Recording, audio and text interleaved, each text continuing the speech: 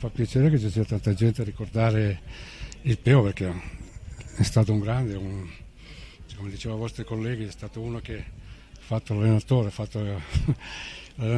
prima era il giocatore, allenatore, presidente, di quello. Poi c'è stato, penso, per questo Varese un simbolo per tutti.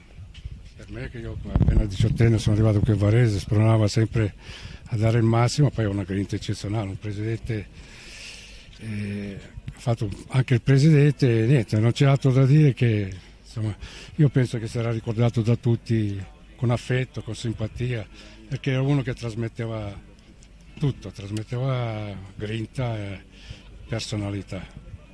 Un saluto caro. Ciao Peo. Senta, ma questi valori li vede trasmessi anche nel calcio odierno o qualcosa manca? No, non penso. Era un altro calcio, era un'altra mentalità, c'era più attaccamento forse alla maglia, senza forza, perché noi ci tenevamo a questa maglia e giocavamo fino alla morte per questa maglia. Cambiato il calcio, cambiato, cioè non c'è bisogno che lo dica io che sia cambiato, si vede già, vedere quello che c'è oggi, niente. È bello ricordare questi ricordi del passato che fanno bene.